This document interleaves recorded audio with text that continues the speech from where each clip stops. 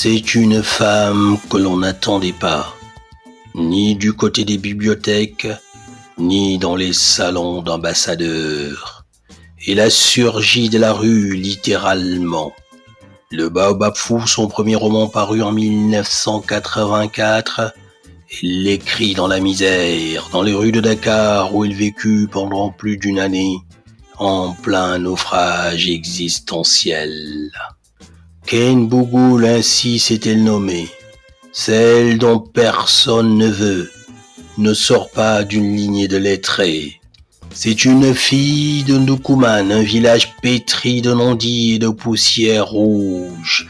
Elle connut une enfance effilochée par l'absence d'une mère partie, d'un père trop âgé pour être autre chose qu'une ombre, et d'une société rongée de l'intérieur par les vestiges du colon.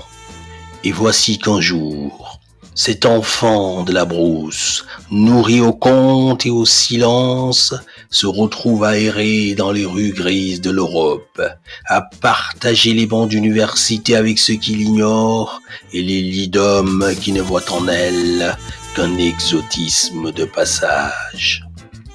Ce n'est pas une héroïne, il est un corps errant, une solitude. Son livre ne cherche pas à expliquer ni à excuser. Il expose l'effondrement d'une âme privée d'ancrage.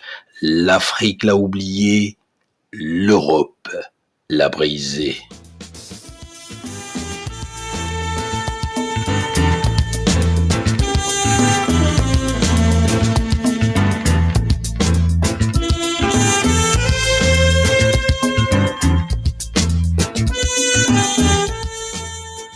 On pouvait rêver sa vie, mais on ne pouvait rêver sa réalité, écrit-elle.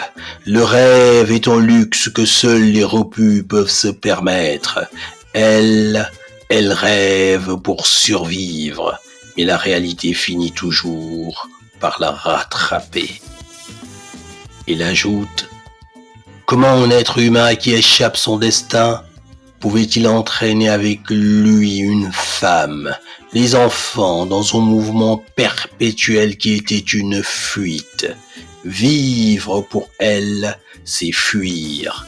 Fuir dans l'espérance, dans la drogue, dans la prostitution, dans l'écriture.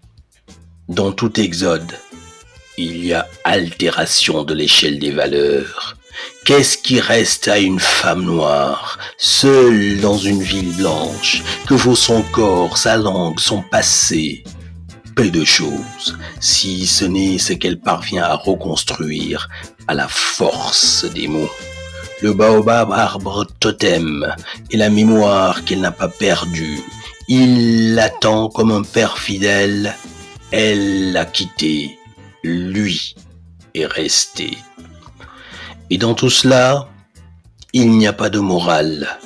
Il y a une écriture vibrante, nue, traversée d'élan lyriques et de phrases jetées comme des pierres.